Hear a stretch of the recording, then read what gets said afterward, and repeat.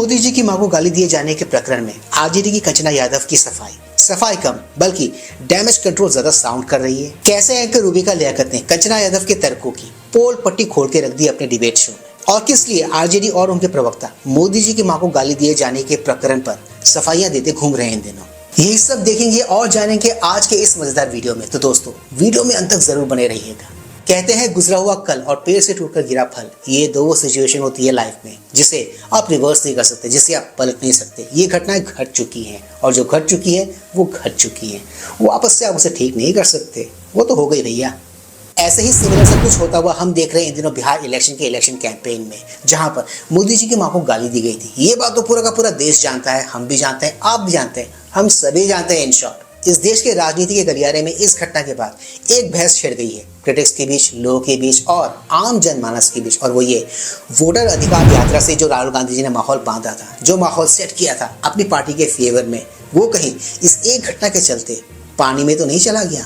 भैंस वो कहते हैं ना, गई भैंस पानी में, कहीं वो वाला तो नहीं कांड हो गया इनके साथ। और एक सवाल यहाँ पर यह भी उठता है कि विपक्ष ने ऐसे इंसान, ऐसे प्राणी को मंच कैसे दे दिया जिसकी सोच ऐसी है, जिसकी मानसिकता ऐसी है, क्योंकि उस प्राणी ने जो मंच यूज किया था, जो मंच इस्तेमाल किया था मोदी जी की मां को गाली देने के लिए, वो इन्हीं का मंच था।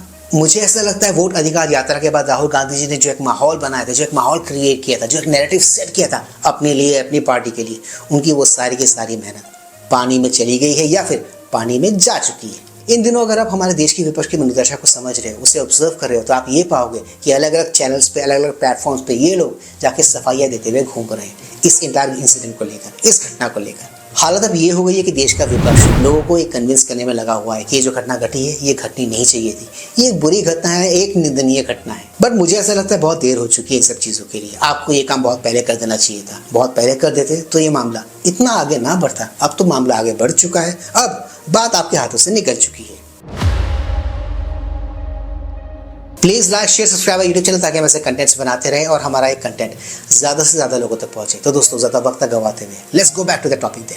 मोदी जी की मां को गाली दिए जाने के टॉपिक को लेकर चल रहे एक डिबेट शो में आरजेडी की कंचना यादव बोली, बहुत बोली, खूब बोली और अच्छा बोली। इनफैक्ट अपनी बातों को कहते कहते, अपनी बातों को रखते रखते वो इमोशनल होती हुई भी नजर आए, which is a good thing. एक महिला है वो और इस बात की गंभीरता को वो अच्छे से समझती है, शायद वो जानती भी होंगी, मे बी शायद इसलिए वो इमोशनल हो गई इसे इंसिडेंट को लेकर, इसकी सफाई देते हुए।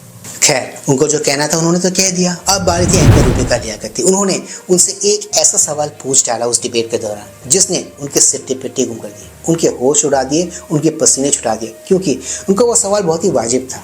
जानना नहीं चाहोगे अब रूबिका लियाकत ने ऐसा क्या पूछ लिया जिसके चलते कंचना यादव की बोलती बंद हो गई, जो इतना लंबा बोल रही थी, एक सांस से बोल रही थी, बहुत देर तक बोल रही थी, बहुत बोल रही थी, कैसे उनकी बोलती बंद कर दी। उसके लिए ये वाला वीडियो देखते हैं, टेक अ लुक।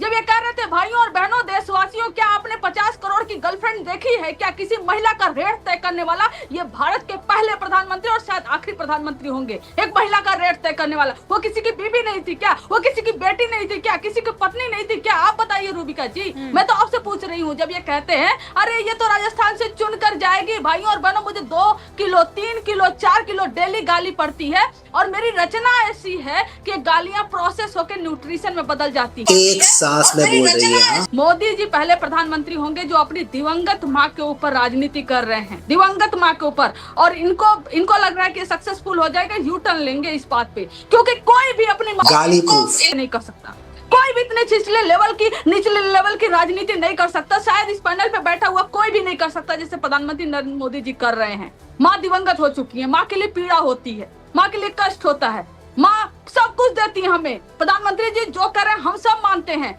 क्या माँ सबकी वैसे ही पालन पोषण करती हैं, लेकिन इमोशनल अपील। क्या आप बिहार की महिलाओं से भावुक होकर जो अपील कर रहे हैं मोदी जी, आप जाकर ये कहेंगे भाइयों और बहनों मुझे वोट दो क्योंकि मेरी माँ को गाली पड़ी और किसने दिया, ये बोलोगे? जबकि पुलिस ने, आपकी एनडीए सरकार की पुलिस है बिहार में, उस लड़के को तुरंत गिरफ्तार की और पुलिस ने कहा कि उसका अभी तक कोई भी कांग्रेस से और आरजेडी से संबंध नहीं है। रूबिका जी मैं झूठ बोल रही हूँ तो बताइए अगर ये पुलिस का स्टेटमेंट है कि नहीं?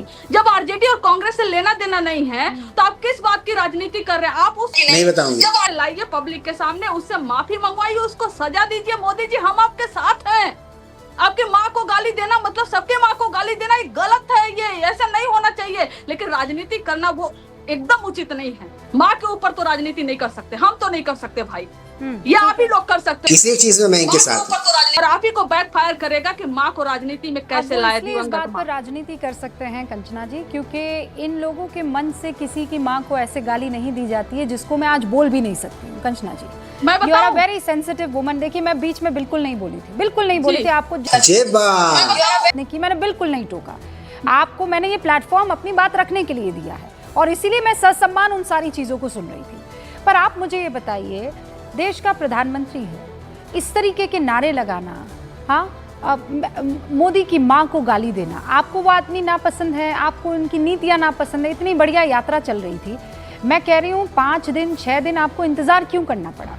तेजस्वी बाबू ने आज क्यों ये ट्वीट किया? उनको लग रहा है ना कि ये मसला तूल पकड़ गया है।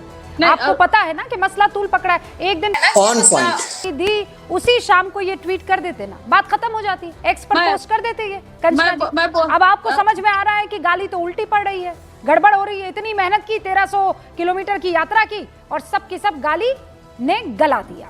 तो ये था वो वाला सवाल जिसका जिक्र मैंने आपसे वीडियो के बिगिनिंग में किया था। जी हाँ, बहुत ही जेन्युइन सी बात है, सीधी सी बात है। अगर आप इतनी सॉरी हो, अगर आप इतनी अपॉलजेटिक हो, अगर आपको उस घटना का इतना ही दुख है, तो इतने दिन क्यों लग गए अपॉलजी इशू करने में, माफ़ी मांगने में? अब आप सफाइयाँ क्यों दे रहे हो? देखो, उस दिन उस मंच में जो कुछ भी हुआ वो निंदनीय था, अशोभनीय था, वो होना नहीं चाहिए था। There is no second thought on that. माना कि राहुल गांधी जी, तेजस्वी यादव, लालू यादव कोई भी बड़ा नेता उस वक्त मंच पे मौजूद नहीं था, बट स्टिल हुआ तो उन्हीं के मंच पे था ना, जो मंच उनके लिए बनाया गया था, उसी मंच की ये घटना है ना। तो कहीं ना कहीं संचालक के अलावा उन बड़े नेताओं की भी ये जिम्मेदारी नहीं बनती है कि ऐसी घटनाओं पर वो अपनी चुप्पी तोड़े, कुछ तो बोले। देखो भाई, गलती तो हुई है, there is no second thought on that. उसके ऊपर से इनकी इतनी लेट अपॉलजी देना, ये भी एक बहुत बड़ी मिस्टेक है, एक ग्रेव मिस्टेक है ये, जो मेरे ख्याल से, मेरे मुताबिक इनके सारे किए कराए पे, इनकी सारी मेहनत पे पानी फेरने का काम करेगा बिहार इलेक्शन के रिजल्ट में। देखना, मुझे ऐसा लगता है राहुल गांधी जी, तेजस्वी यादव एंड टीम को ऐसा लगा कि ये घटना छोटी मोटी घटना है, ऐसे ही आएगी चली जाएगी, लोग इसके बारे में ज़्यादा बात नहीं करेंगे। बट इन्होंने ज़रा भी इस बात का अंदाज़ा नहीं लगाया था, इनको ज़रा भी इस बात का इल्म नहीं था कि ये घटना इतने दिनों के बाद, घटने के इतने दिनों के बाद तूल पकड़ेगा और ये खूब वायरल होगा। अगर होता तो ये अपॉलजी इशू करने में, सफाई देने में इतने दिन का वक्त तो नहीं लेते, इतना दिन नहीं लगाते, इतना वक्त नहीं लगाते। मुझे ऐसा लग रहा है हमारे देश के विपक्षी दल, उनके नेता, उनके जो भी प्रवक्ता हैं, इन लोगों ने मोदी जी के गाली प्रूफ वाले बयान को बहुत ही सीरियसली लिया था। तभी तो इनको अपॉलजी इशू करने में इतना दिन लग गया, इतना वक्त लग गया, इतना टाइम लग गया, जो कि टेक्निकली होना नहीं चाहिए था। अब गलती किए हो तो खामियाजा भी भुगतना पड़ेगा, ये तो है। वो कहते हैं ना, एक्शन रिएक्शन, ये सारी चीज़ें हैं, ये सारी बातें हैं। और आप स्टैटिस्टिक्स और रिकॉर्ड्स उठाकर भी देख लो, जितनी बार हमारे देश के विपक्षी दलों ने, विपक्षी दल के नेताओं ने मोदी जी को गाली दी है, उतनी बार मोदी जी बहुत ही अच्छे मार्जिन से जीत कर आए हैं, उन्होंने अच्छे मार्जिन से जीत दर्ज की है। खैर, इस इंटायर इंसिडेंट को लेकर मेरा एक ही सोच, एक ही मानना है कि मोदी जी की माँ को इसमें घसीटना नहीं चाहिए था, स्पेशली तब जब उस पर्सन का पॉलिटिक्स से कोई लिंक ही नहीं है। It's not acceptable at all, simple as that. तो दोस्तों, आज के इस मजेदार वीडियो में सिर्फ इतना ही। मैं मिलूंगा आप सबके साथ अपने अगले व्लॉग में। And yes, do not forget to like, share, subscribe YouTube channel. इससे हमें शक्ति मिलती है, इससे हमें ताकत मिलती है और इससे हमें मोटिवेशन मिलती है। कीप स्माइलिंग दोस्तों।